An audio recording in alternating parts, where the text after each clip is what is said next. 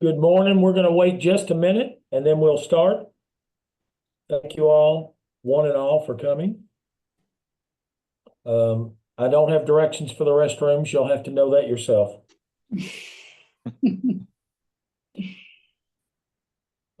However, in the back of the room where George and I are, there is bourbon. So if you're not where you are, we're going to start.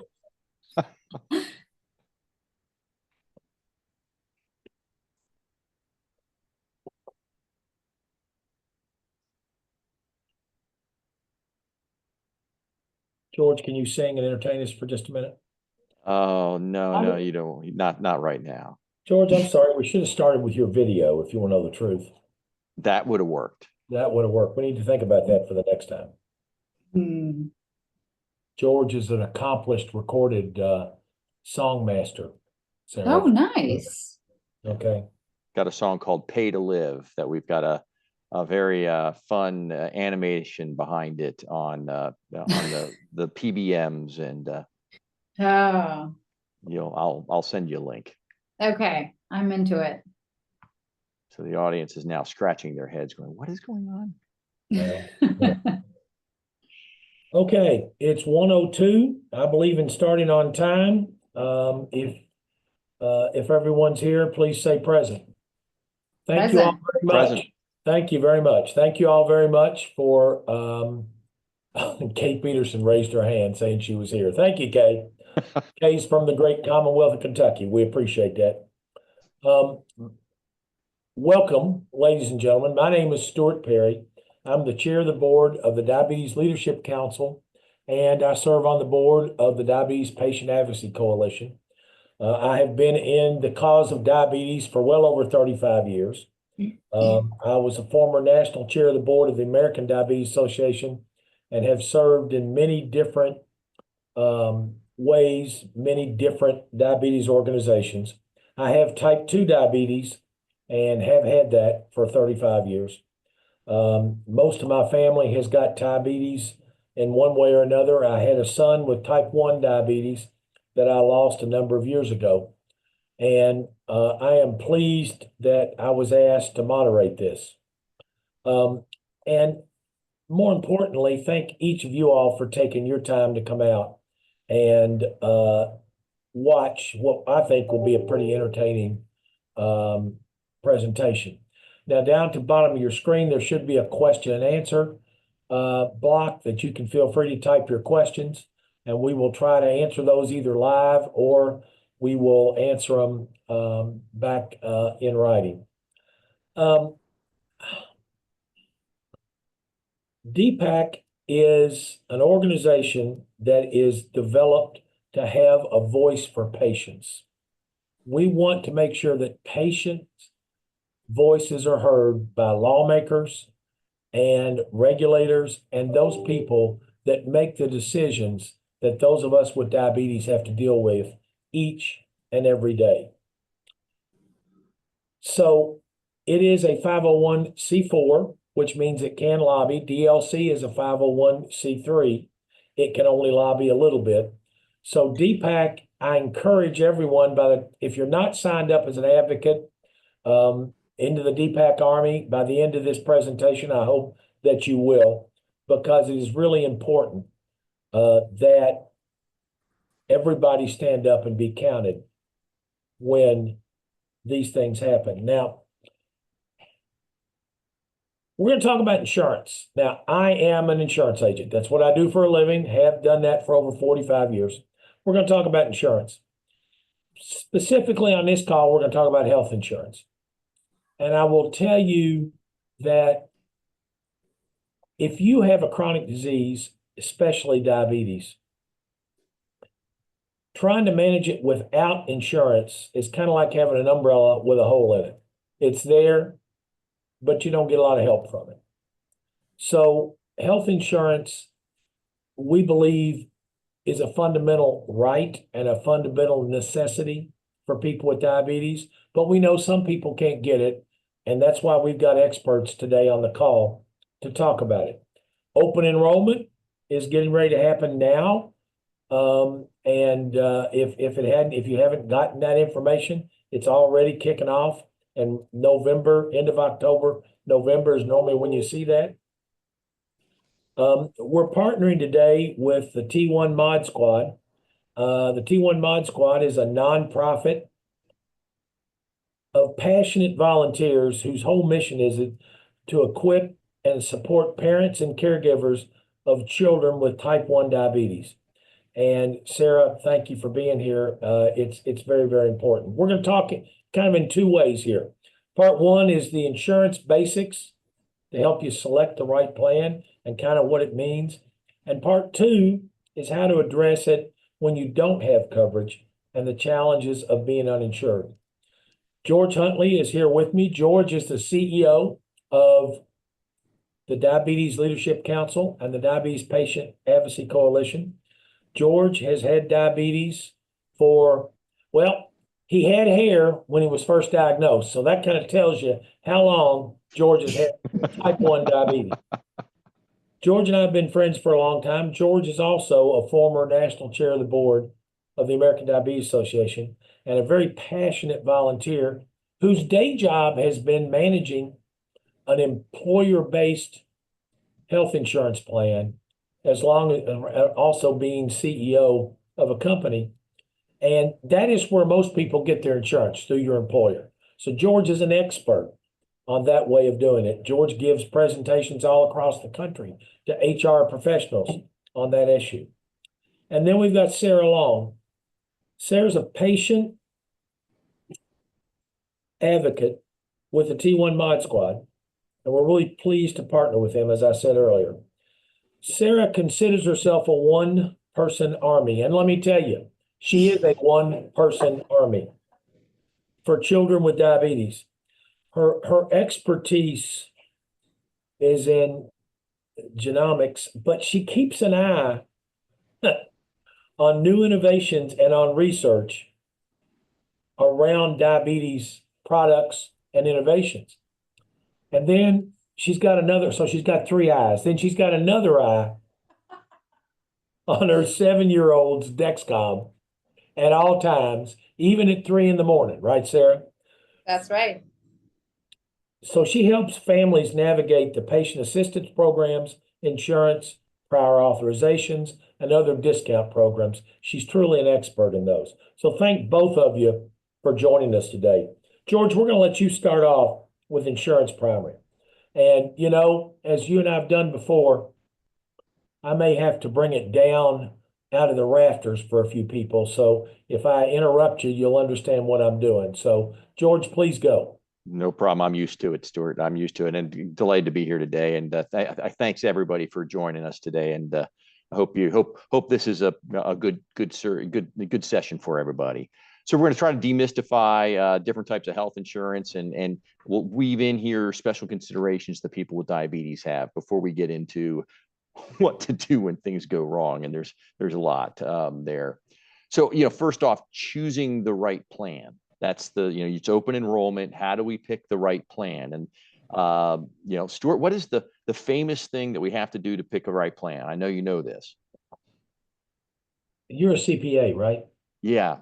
So do I really need to say, do the math to a CPA? You do, because do the math, do the math, do the math. That's exactly right. Which I flunked in every grade I ever had in school, but go ahead. So the math is not just your premium dollars. The math is premium plus deductible plus your out-of-pocket cost sharing. That total dollar out-of-pocket is in the far right side there. That's the number you're aiming for as far as the most cost-effective plan for you.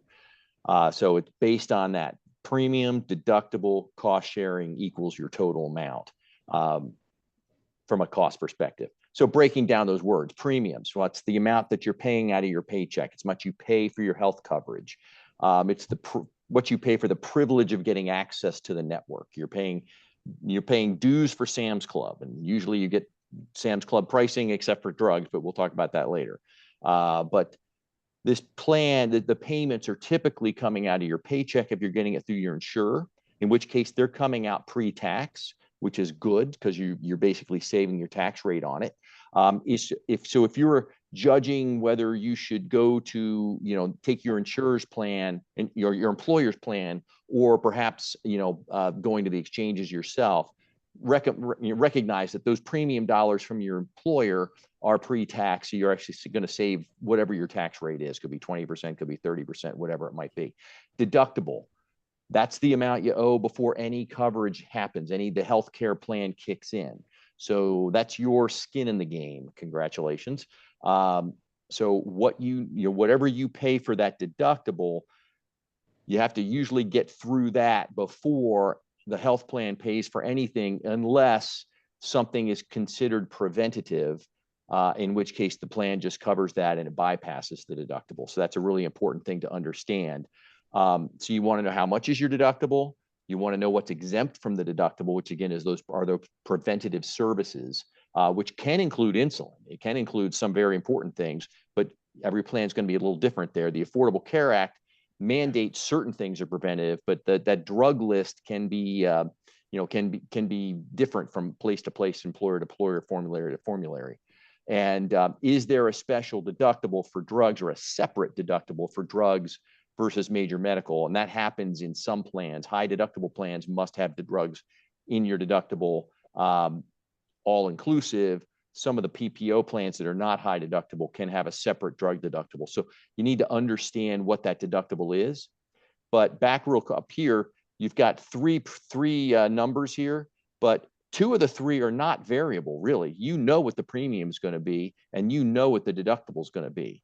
So as far as, figuring out what the total cost is, the hard part's the cost sharing. Because a person with diabetes is going to meet their deductible 100% of the time. I've got a 41-year streak going. I'm so excited and proud of myself for meeting my deductible 41 years in a row. But the hard part, again, is your cost sharing. And that is what happens after the deductible. And this is your share of the services and the drugs, et cetera, that you need, and the supplies out of pocket. That's the hard part. So what are your co-pays that you have to pay? You go see your doctor. You go buy your drugs, your insulin, whatever other medications you might be on. What is your co-payment for your pump supplies? You need to sit down and go through that math. It is finite, but just take pen to paper, use an Excel spreadsheet because it does the math for you, and walk yourself through that. You'll be thankful that you've gone through the process. So George, just real quick. Yeah. But these deductibles are like $2,000 and $3,000 or $6,000. Which I have trouble affording. Shouldn't I take a lower deductible, even though it means I'm paying higher premium? That's a very excellent point. So I'm going to segue right into the high deductible plans. The high deductible health plan. So we're going to get in. Actually, I'm going to segue into a couple of things. Forgive me. I'm going to pause for a moment because we want to get into the high deductible plans, because that's really where that question comes in. Do I want the cheapest deductible or the cheapest premium, or do I want to run away from the high deductible? There are times when a high deductible plan is in fact your lowest cost plan. You got to do the math. So let's talk about the types of insurance plans out there. High deductible plan is a payment structure. It can be a PPO, it can be an EPO, it can be an HMO, all within. So when you think about a high deductible plan, you hear a PPO, it's like, well, the only thing about it is you have to have drugs as part of the deductible. So it's alphabet soup here. And I'm going to focus for a second on the plans and the networks, these PPOs. You may hear preferred provider organization, health maintenance organization, exclusive provider organization. Lovely words that come out, but you know them as PPO, HMO. But the real question is, how are they, how does it dictate how you access medical care? So this is the plan. You're going to have you're going to have a network, right? It's going to be Cigna, Aetna, Blue Cross, whatever it might be. Do you have to go through a primary care provider in order to get to somebody else? Is there a gatekeeper? You've heard them as gatekeepers. PPOs don't have gatekeepers. You can go directly to the specialist. HMOs specifically have gatekeepers, and they will have a gatekeeper to even see your endocrinologist. Even with type 1 diabetes, you're going to have to go through your primary care in order to get there. Now, you may have to only do that once, but that's traditionally how HMOs work. An EPO can be structured either way. And the difference in some of these are the restrictions in the healthcare provider networks. So a PPO tends to be the broadest. An HMO tends to be relatively restricted. And so the hospital networks that you're allowed to use within your city, within your town, which doctors are covered. A PPO is going to typically cover a lot more than an HMO is. So you need to know, is my doctor covered? You know, are my drugs on formulary? That's going to be that's not going to be as restrictive one versus the other. Usually the formulary is the formulary, but the PPO is what doctors do I have to go to, and do I have to jump through a hurdle in order to see my endocrinologist, who is always considered a specialist? And then what happens if I have to go out of network? So I'm having an emergency. Well, they're going to cover it in an emergency. But if you inadvertently go to the wrong hospital, if you're in an HMO and you went to the wrong hospital, it wasn't an emergency, you're going to pay. If you're in an EPO and you went to the wrong hospital and it's not an emergency, you're going to pay. In a PPO, you're going to pay a little more, but you're still going to be covered. So you need to be aware of those things, and that's what those really sections and those networks really mean. Hey, George, you said something. I just want to make sure that everybody understands. You used the term formulary. You introduced a new term. Okay. Formulary is a drug list, right? Is that the simplistic form of it? That Yes. shows you what drugs you're covered at what tier, or whether they're not covered at all, right? Exactly right. Thank you for saying that. So yes. And that's really at the crux of drug pricing, is the formularies that are designed by the devil himself, called PBMs, right? Okay, I'll let you go ahead. Yeah, and if I could Please. add a little bit to this. So many times when I am working with families, I don't know why I'm not coming up, but many times when I'm working with families, most of us feel that our doctors are interchangeable. Some of us feel that our insulin is interchangeable. But when we're evaluating and plans that come through our employers or come through the exchange, the hardest part is understanding where your devices, your CGM, your pods, your cartridges are going to be covered under formulary. And there's a couple reasons for that. One, because formularies are very flexible and they can change without giving you much notice, right? Which feels kind of unfair. So you can be looking at something in your employer's website that may not even be up to date.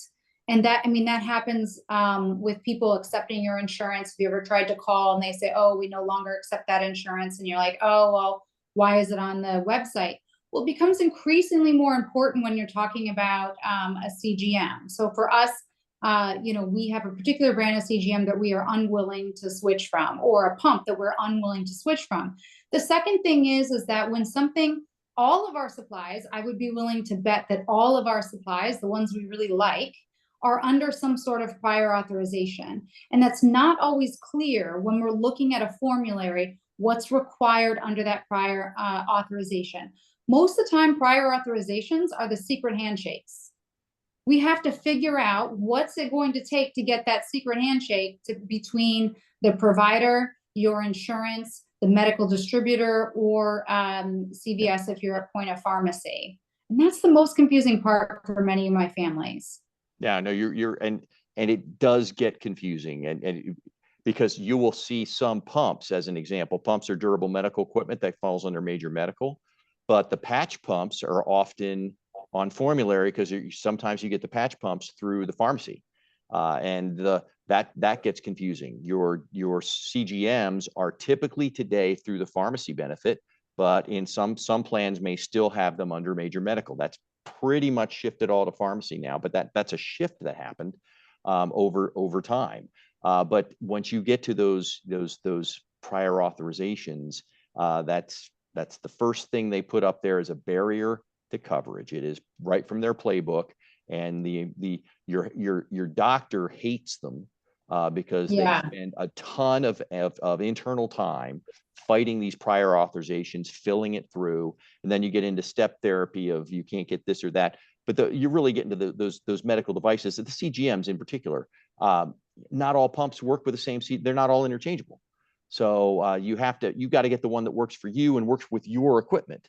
And when you're looking at your health plan and it's new, and this is a new employer, or you're thinking maybe they've shifted, because employers do shift from network to network.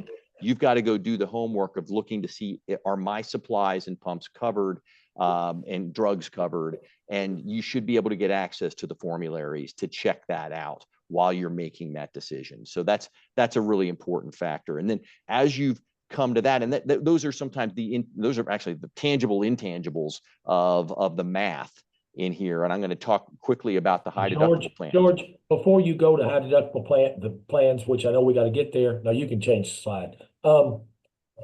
We had a question somebody asked about Medicare, and that is it true that CGMs for Medicare are through the durable medical side, or are they coming through the pharmacy side on Medicare? So they can be in both areas, right? Depending, remember that Medicare is a program usually for somebody over 65, and they're usually managed by the state. So you have a choice usually on which Medicare plan that you have. If you're having trouble getting access to a CGM, you need to make certain that you're meeting the guidelines. If you have type 2, you need to be prescribed at least 10 units of long acting a day. And if you are type 1, then you should be automatically entitled to a CGM. But it will be plan dependent on whether or not you get it via the pharmacy or durable medical device. And outside of Medicaid, there's a strategy of trying to stack most of your expenses on your pharmacy deductible and trying to stay away from your durable medical equipment. That is one financial strategy that some people use. And just to be clear, Sarah, you had just answered Medicaid. Sorry. Yeah, and the question I think was Medicare, but they're both over 65, and you do have to check with so you were right, but I just want to clarify that your Medicare, you will have to go through and see. I don't technically know whether there is one overarching across the country on whether CGMs are going to be through the drug formularies versus the Part B, the major med side of it. And especially that question you should ask if you're on an Advantage plan, because that is actually commercial insurance that you're buying that Medicare is funding. And so there's not a one size fits all answer to that, but you got to go look, and you'll be able to figure that out. Okay, let's go to high deductible plans, George. So high deductible health plans are a way for you to have to pay a lot of money in your deductible. So the lowest deductible on a high deductible plan is $1,600. That's the minimum the deductible can be on an individual. But most of us are seeing $5,000, $6,000 on a high deductible health plan. It's a big number. Again, you're going to meet it 100% of the time. So typically your premiums are lower, your deductible is higher, and your deductible includes your drugs. So if you're buying insulin and you're not getting the rebates passed through, you could be looking at a very high number unless they put insulin on the preventive drug list. And if they did that, then the insulin itself will have bypassed the deductible. Very important to know, as you look at these. But the real issue here is the high upfront costs, because you may not have the cash flow to survive. You may wind up at the end of the year having the lowest total cost being a high deductible health plan because the premiums are so much less. But if you can't pay rent and buy food in the first quarter because you can't afford the $5,000 up front, then don't go here. So you have to do the math, and you also have to know what your own cash flow program, scenario is, because for many people, these things are just unaffordable. And what you don't want to do is find yourself in a position where you are rationing care, rationing your drugs, rationing your supplies. That's not good. Get yourself into a scenario, if you possibly can, where the costs per the years are something you can afford. And George, what do we say about rationing insulin? Don't ever, ever, ever, ever, ever ration insulin. Find a way to solve that problem. There are many options out there through manufacturer programs, et cetera, to get insulin at an affordable way. Your health plan, however, might still charge you $300 a vial. So if you're getting charged $300 a buy on your health plan, find another answer, because you can get it cheaper through a manufacturer assistance program. Okay, so George, even though you've met your deductible, you still got co-insurance. That's what your chart meant when it talked about your share, the insurance company's share. So your deductible is first part of your cost sharing, co-insurance is second part, and then most of us will meet the co-insurance part to where it gets to 100%. Well, your out-of-pocket max is a large number. Your out-of-pocket max is a very large number, and each plan is going to have, there is an absolute cap for the out-of-pocket max, but each plan will have an out-of-pocket max in it that's either at that federal limit or below. Very important to know that when does the pain stop? Because again, a patient with diabetes is going to hit that number very often, and so it's the cash flow of how you got there. You know, if it's an $8,000 out-of-pocket cap and you've got a $5,000 deductible, you can only spend the $3,000 for the rest of your things, and then you're done. But that's a lot of money. It's a lot of money to get to. I want to touch briefly on some ways to save money in this health savings account and flexible spending account. I encounter so many people that just are afraid of them, so they don't participate. And these are savings opportunities for you. If you have a high deductible health plan, you can get an HSA. If you have a non-high deductible health plan, which is any other plan, and you're getting it through your employer, not through the exchanges, if you're getting it through your employer, you typically will have access to an FSA, a flexible spending account. They sound about the same. They function very similarly. There are key differences. An HSA, again, through your high deductible plan, is your money, your bank account. You can put up to $4,150 away this year on that. If you're individual, $8,300 for family. That's a lot of money, but you're putting it away pre-tax, and you're using that money to pay those out-of-pocket expenses and those deductible expenses. So it's a way to save whatever your tax bracket is, 20, 30%. You're saving 20 to 30% on the cost of all of those items that you know you're going to have.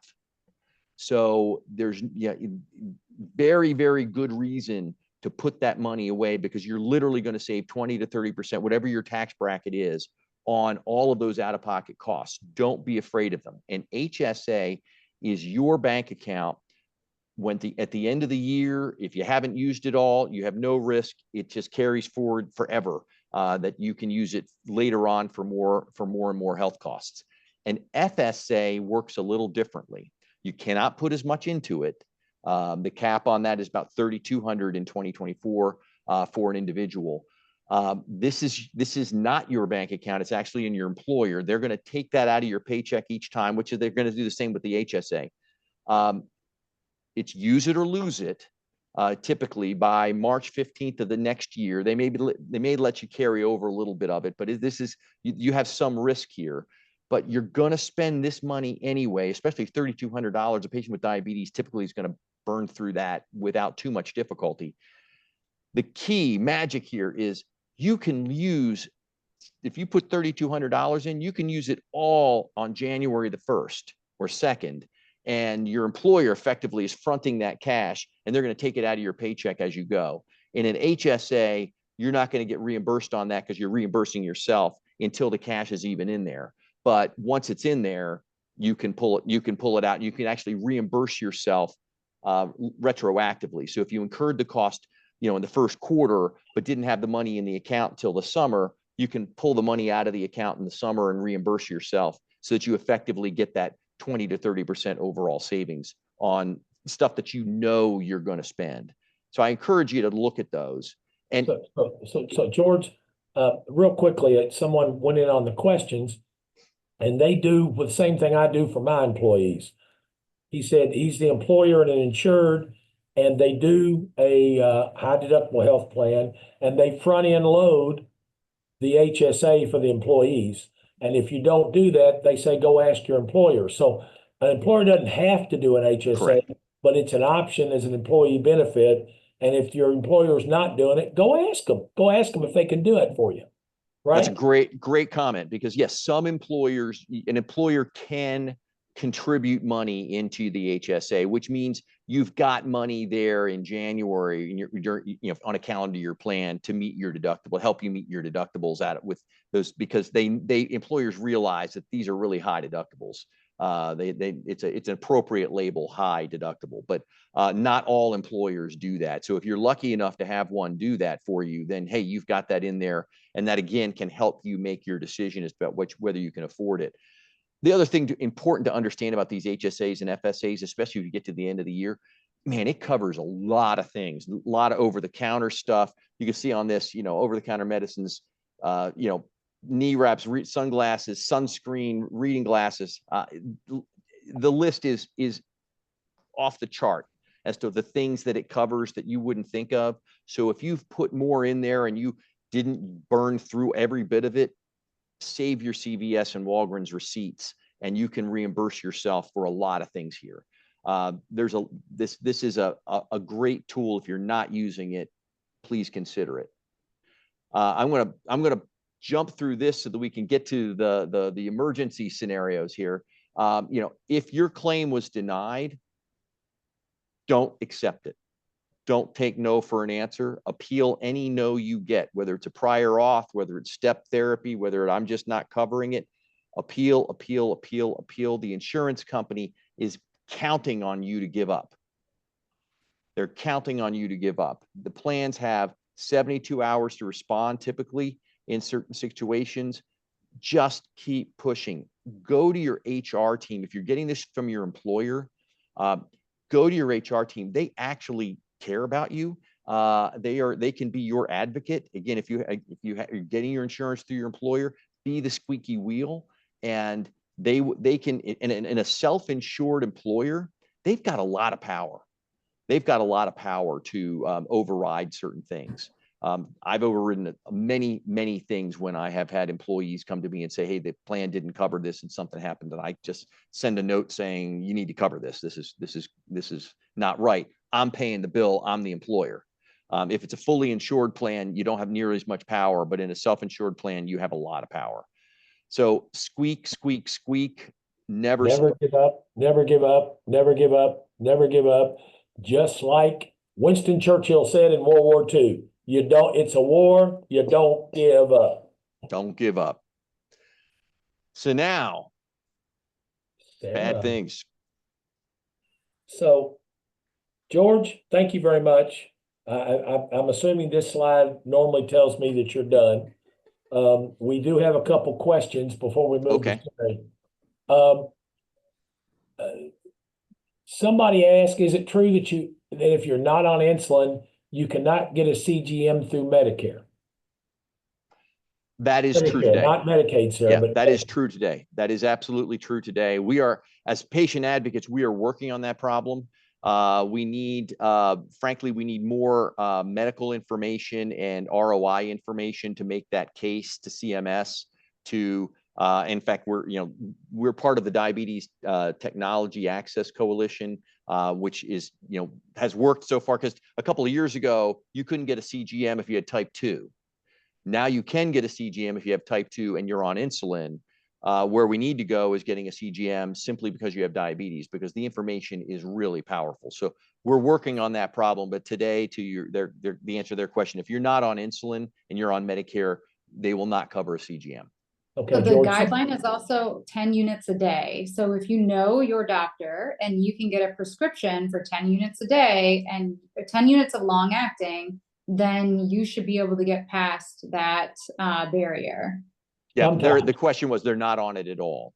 They're not on that. Yeah, they're not on insulin at all, Sarah. If you're not on insulin, but they have to be covered if you are on insulin, correct? Correct. That's the point. That's the point. That's correct. That's the point. So get a prescription from your physician to have 10 units of long-acting insulin. What you do with it is your business. Put it in the fridge, and then you have access to a CGM. Okay, that was a personal opinion by Sarah, not. All right, one more thing, George. Okay.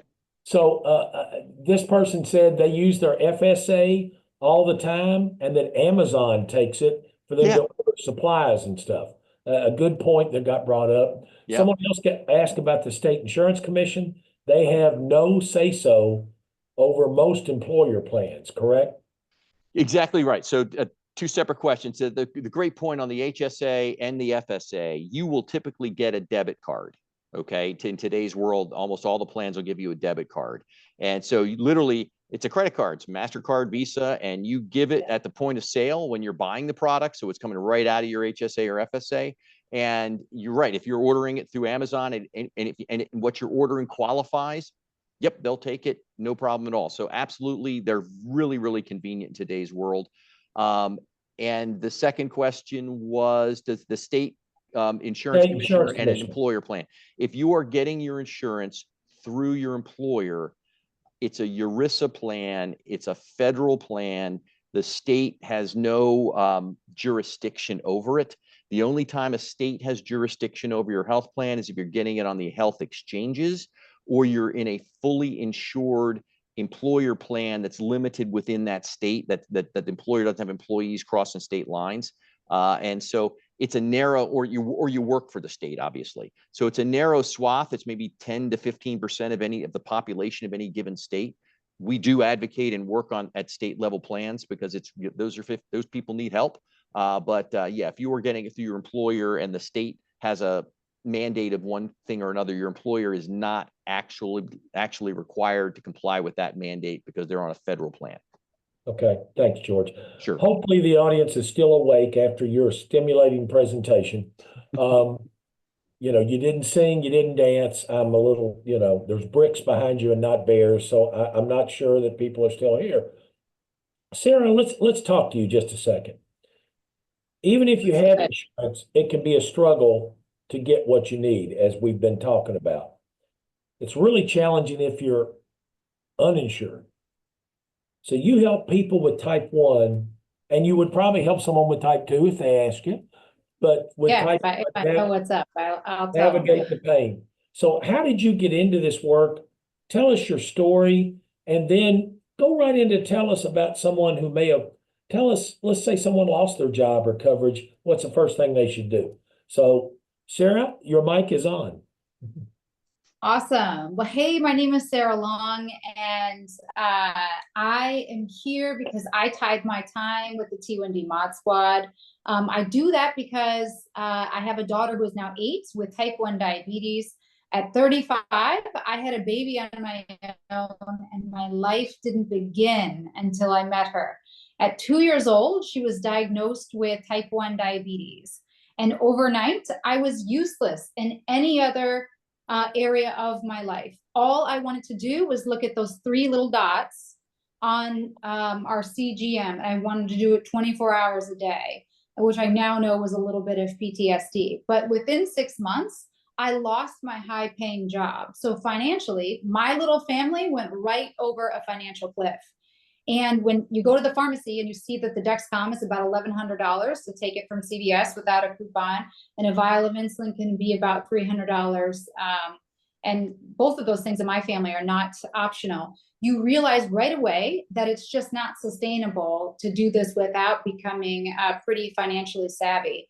And so I don't give medical advice, but I do give advice about diabetes and money. And that's where I really contribute, because if you look at our forums, most of the time, you know, there are people who are really good at understanding the how insulin affects blood sugars, and they have wonderful gifts and talents around that. For me, I like to really understand the financial side of type 1 diabetes. So that's where I give my time. So let's say for myself, I lost my job, but I knew that I needed to provide immediately the things that my child needs for type 1 diabetes, which is the situation all parents have with children with type 1 diabetes. So for me, I went right to Cobra at $1,300 a month for 6 months. That was a huge financial mistake, because if you're single and you've lost your job, the very next thing you need to do is to be applying for Medicaid within your state. And every state will have a different site that you can apply for Medicaid. So there are 2 situations. If you're married and you have a spouse, that becomes a life event that you've lost your insurance, a qualifying event that you've lost your insurance through your job. So you would then try and get on your your spouse's insurance, which then that means all of your deductibles have reset and you're starting over, and it's a huge financial burden. But if you're a single and alone, then the first thing you would do is apply to Medicaid. And this will take about 30 days. At first, you'll get to be approved as long as you meet the guidelines. And if you've just lost your job, you will meet the guidelines. But you're approved for your doctor's visits right away because they'll send you like a Medicaid card within a week, but they will backdate it. But you can't take that card to the pharmacy or your durable medical devices. So you're always going to want to make certain that you're keeping your scripts up to date, and you're making certain that you're maximizing every time, every month on your, to hopefully give yourself a surplus in supplies.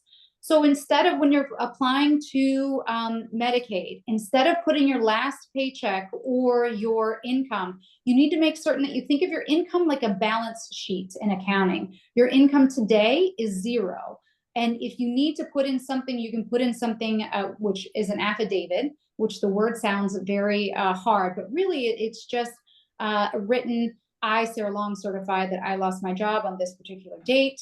You can put up there an affidavit, you sign it, and you have it notarized, and then all of a sudden it's you have a legal document. And I would submit that there instead, so that when you are assigned a caseworker, they don't look back and see your bank statements or your checks that they may ask you to put there and then deny you right away, right? So that's a time-saving thing. Hey, Sarah, yeah, just really quickly on that affidavit, which does sound like a scary document. I've been in legal for a long time. I know they're not that scary. Is there a place that you can get a template for it or anything like that you're aware of? Is it on the state plan, or do we need to come up with it and make sure we give it to people? Yeah, I don't think so. I did one with somebody a week ago. It was 2 sentences, and they had it notarized, and we just called it an affidavit. And it's just basically a fancy way of saying, hey, I am certifying that I have lost insurance. So I believe that every state should provide Medicaid for our children. There are a couple of states that do that. Pennsylvania is one of them, and that's not income-based, but most are going to be income-based. It doesn't necessarily matter your current assets, but it does go off income. And so I would be honest about that. And your coverage level, once you get to past your prior authorizations, everything should be covered. Also, if they ask you for the number of people in your household, and you are not married, but you're living with someone, I would not include that other person in your household, because even within a home, you can have a separate household, right? And at the time, I would encourage somebody to apply for, at the same time, usually when you're applying for Medicaid, you can apply for food stamps, which is nothing to be ashamed of if you are without an income. And we all know that, particularly food is very expensive for our diabetic children. Sarah, what does the affidavit attest to? So all it says is that I lost my job on this particular date and I have no other income. So it's just certifying that in lieu of providing a check or a bank statement, this is something that I have noticed has made it go easier when you are applying for Medicaid. Okay. Yeah, we've had conversations with you for the audience in past, and I really I'm harping on this because when you're online, you're filling something out yourself, you're programmed to answer the question, and that's not what you want to do. That's the takeaway here. You want to do the affidavit and don't, oh, here's my last paycheck, instant rejection. Yeah, exactly. And you have compassion for the caseworkers. They probably have 1,000 cases, and there's probably an automated part of this, but you don't want to get caught up in that, because you probably will still be eligible, but there's another appeal process. And we want to make certain that we get the shortest time between applying and to getting that card in the mail that is with a specific insurer. Because at first you're going to get a Medicaid card that says I am covered by Medicaid, the state Medicaid, and then they're going to send you an insurance card. And it's not until you get that insurance card that you can take it to CVS and actually access insulin at a zero copay. So in that in-between time, you're having an emergency because you've just lost your job. The first thing we need to be doing is applying for Medicaid. The second thing you need to be doing is making certain that you're taking an inventory of whatever you currently have, right? And then the third thing is you need to be alerting your physician that you need an updated script, that you've lost your job. Let people know that something has happened in your family and that you're going to probably need some help from your endocrinologist or your physician. And then the next thing I would do for that 30 days is making certain that whatever I'm on, I'm going to search for my patient assistance program, because I now qualify for all patient assistance programs while I'm in this in-between spot. And when you're applying for the patient assistance program, I would not mention that you've applied for Medicaid. I would let them know that you're uninsured, you have type 1 diabetes. And particularly the one I do the most is the Dexcom. Dexcom has a patient assistance program that is $45 for a 90-day supply of G6 or G7. And you have to be over the age of 2, you have to have type 1 diabetes, live in the US, and have an active prescription. This too takes a couple of weeks to see through. So you're going to have these two things in a race. If you get caught up with your Medicaid, you want to make certain, so your plan B is going to be also going with these patient assistance program, and whoever comes in first is coming in first, and I don't care. But you can use that patient assistance program 2 times within the year, $45. $45 should get you through 6 months. But Sarah, isn't there also an option? So let's say the spouse who had the insurance loses their job. The other spouse still has a job, but doesn't have insurance available. So you're not going to qualify for Medicaid because you're filing a joint tax return. Can't you go through the exchanges and buy? You don't have to wait for the open enrollment and buy coverage? You don't have to wait for the open enrollment. I have nothing nice to say about the exchanges. I'm sure other people do have great things to say about the exchanges. The exchanges are your absolute last resort. I would lie, cheat, and steal before going to the exchanges. But if that's what you have, right? And remember, these patient assistance programs also, so I am religious and I feel just fine about doing whatever it takes to get access to insulin or your CGM in a tight bind. So I'm fine with going through the patient assistance program and not mentioning certain things, because if you're in a tight spot, we can't have you going without what you need. The second thing is at point of sale. So you can have lots of different strategies. Patient assistance program I really like for Dexcom. Let's say for whatever reason, you need a Dexcom tonight. You have an active prescription somewhere. You need a Dexcom tonight. You have a little bit of cash in your pocket. The one that I like the most is GoodRx. You can download the app. It's free to join. And at CVS right now, I looked G7, $188 a month. So if you are on vacation and you've lost something and you have to, pay cash for it, I would go rely back on some of these manufacturer coupons or coupon programs. The one I like the most is GoodRx. One more thing I'd like to say, in an emergency, the plan that I lean on the most for particularly insulin. Insulin is hard for me because I can shuffle for supplies. I know a ton of people that can, I'll get you an extra box of this and we'll mail something there. That's not the case for insulin because it has to be refrigerated and you don't know. I can use a spare Dexcom if it's sitting in my neighbor's for 6 months, but I can't really do that for insulin. So insulin, you want to make certain that you take a little bit more care of. And Nick Jonas's company, the Beyond Type 1, my favorite is getinsulin.org, right?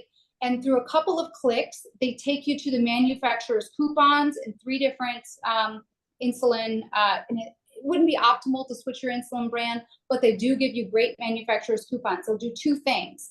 They'll make a long-term insulin plan with you. They'll make a short-term insulin, like emergency insulin plan with, how to access Sanofi's I Need Insulin Right Now. And they'll also give you access to where you can go to a couple of free clinics. So that's my favorite resource for insulin, because we said the one thing that we never do, we can lie, cheat, and steal to get our stuff. We cannot ration insulin. Never ration insulin. Never, Right. ever ration insulin. So what about Agreed. pump supplies? George and Sarah both. What about pump supplies, sensors, transmitters? I mean, you talked about the Dexcoms, but Yes. you So- got pumps. I feel strongly that no child should go to bed without a Dexcom. That happens to be my brand, but the other ones work just as well. Just for my family, that's what we've used and that's what we've trusted. But for the pump supplies, not all of them are upfront about that they have a patient assistance program. I would not bother your doctor. I wouldn't bother your insurance. You go direct to Insulet, direct to Tandem, and contact them because they have a vested interest in not losing you as a customer. And I will repeat myself. I will have to leave Insulet or Omnipod or whatever it is without access to the patient assistance program. And again, we're not going to do the same thing.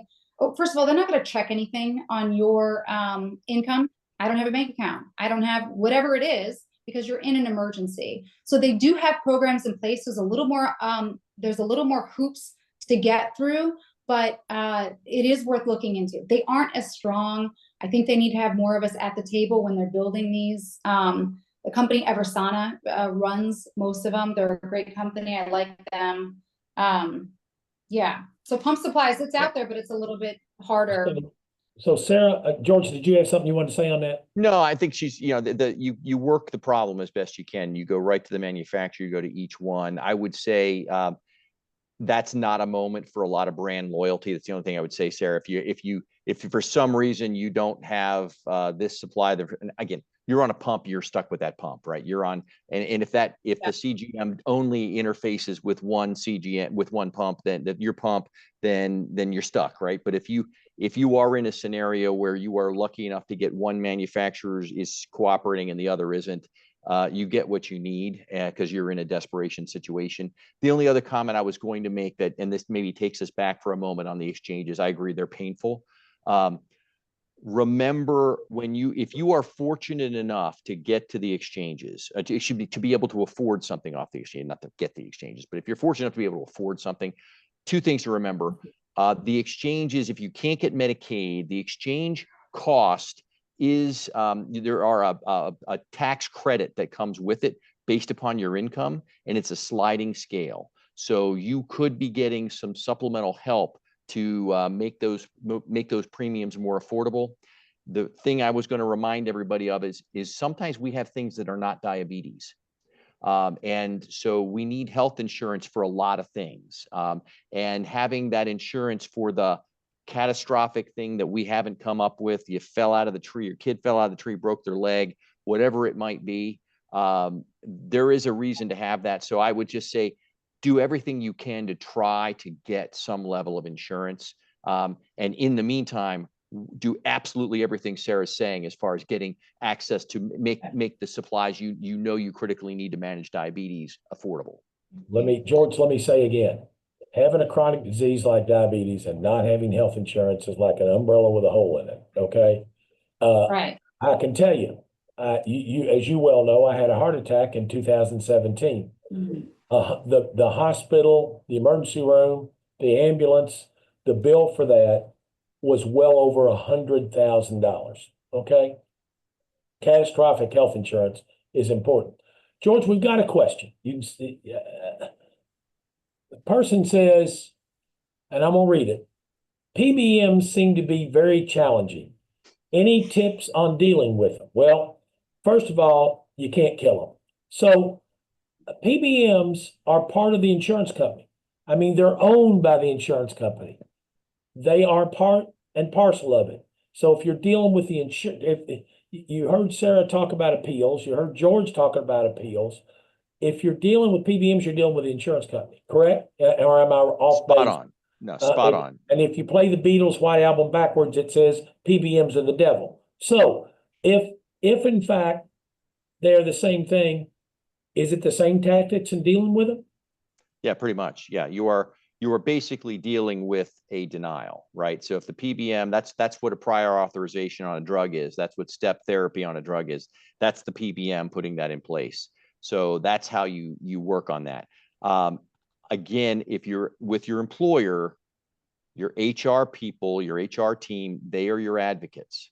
So you go to HR and you talk to them about, I need this medication, I'm getting blocked. I need that. The prior authorization is in your way. But in the meantime, work the problem with the prior authorizations, because your HR team may be able to help you, but more likely they're going to help the next guy, or more likely they're going to help you for the next plan year, because they're going to take into account all of your comments, and they're going to change the plan design if you're really lucky, and it's possible for the next plan year. So definitely go to HR and squeak, and also work with, work through the denial process, the prior authorization, the step therapy. So George, it's painful. George, you know what? You presented a very calm, very great answer. Sarah, help me here, Sarah, because what George doesn't realize is this patient that's in that is drowning. They don't have a life preserver, Right. and they're drowning, and Right. they're panicking. And So- help the panic patient, Sarah. Yeah, so I deal with a lot of poor families who wouldn't even have the ability to or have the excitement or the gumption to go to their HR rep for anything. When before I say that, prior authorizations are always a secret handshake, and sometimes you need particular verbiage. I have found that hypo unaware is a magic phrase, so always make certain that your whatever you're working on, hypo unaware is always seems to open doors for me. And so a letter of medical necessity with some of your CGM data or wherever you get it from on your prior authorization, it's just sort of a pain in the butt, and it's just a couple of secret handshakes that they want to hear for those things. So if you're a very poor family and you are drowning, right?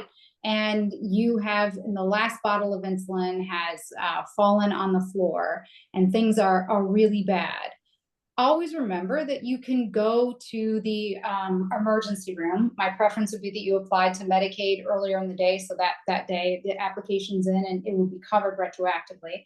But you can always go to the emergency room. And the most important thing you can do is just keep repeating yourself, because as you enter the emergency room, remember you're in the least qualified place for somebody to help you with type 1 diabetes, right? This may be the first time they've ever seen it or ever talked to anyone. So you're going to be doing a little bit of educating, but also saying, my child has type 1 diabetes. I have lost my insurance. I am without an income. I do not have what I need tonight. I need to be, and then explain exactly what you need. I need to be leaving with a vial of insulin. I need to be leaving with a prescription for insulin, or I need to be leaving with a prescription for a CGM if you don't have one. But at last resort, you just have to lay down the shame, because none of us, all of us within the community know that this is what we want you to do. And when you're doing it for your kid, know that you're doing it for my kid too. Because someday if she finds herself in an emergency and in the ER, I want you to do this for your kid, knowing that it benefits my kid too when you do it. I don't have what I need. I don't have an income, and then fill in the blank for exactly what you need before you leave. And you don't have to be mean about it, but you just have to keep saying it until somebody understands. Sarah, that's great. And that was a perfect answer. We've got a couple more minutes and a couple more questions, George. Okay. So George, is there a deadline after losing a job and having a pre-existing condition like type 1 diabetes or type 2 diabetes? And can anyone apply during open enrollment if you wait? I mean, are there guidelines, deadlines for this kind of stuff?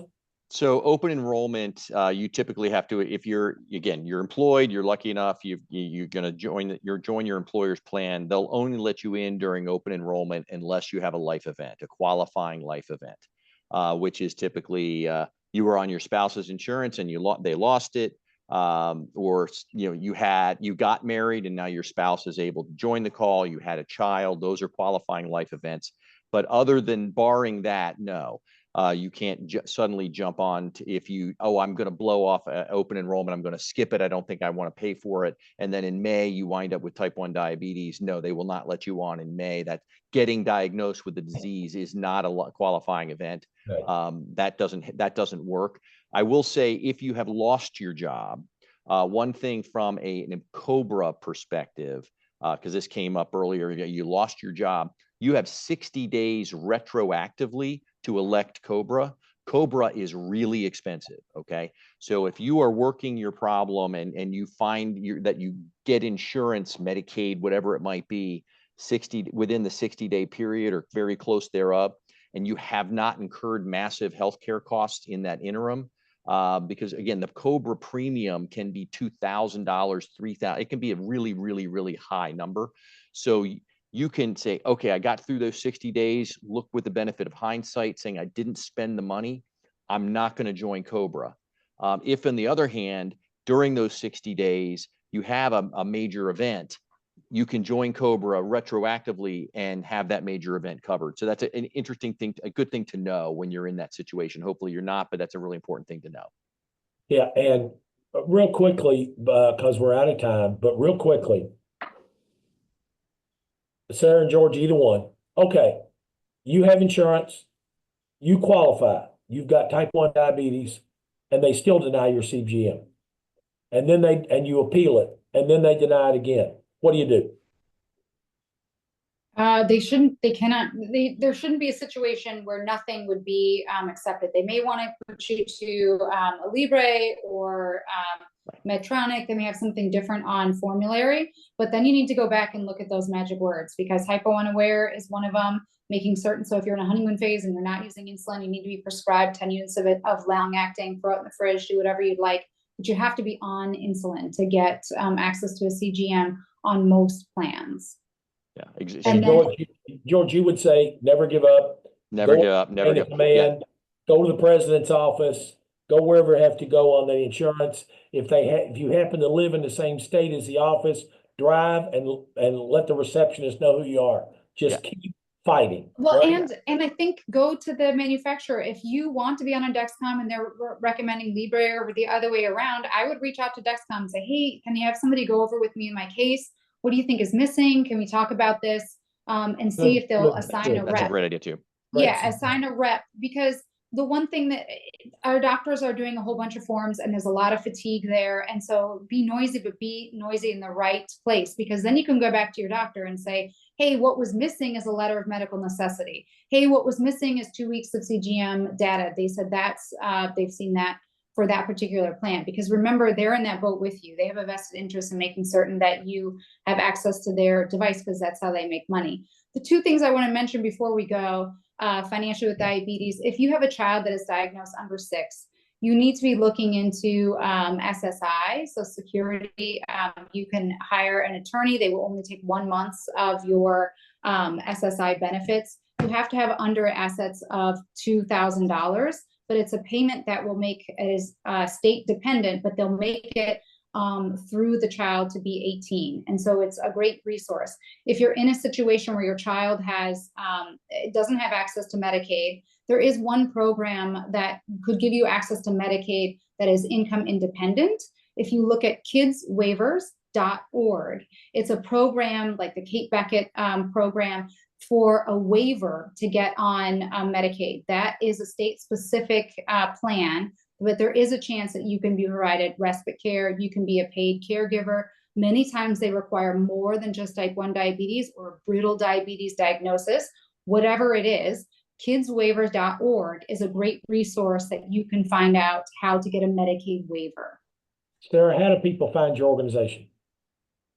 Oh, the T1D Mod Squad, we are on Facebook talking about mothers of diabetics. I mean, there's 19,000 moms diabetics nationwide. T1DModSquad.org, right? Yeah, I think that's what it is. Yeah. Right. But we're on Facebook. We're always talking to each other on Facebook. George, how do we find DPAC? DiabetesPAC.org. Please sign up to be an advocate when something happens in your state, in your local area, federally. We will send you an opportunity to have your voice heard with your legislator. Please sign up. George, Sarah, thank you very much for your time. Thank you for coming on and doing this. We appreciate that all the time and all the things you've both done and the organizations have done for people with diabetes.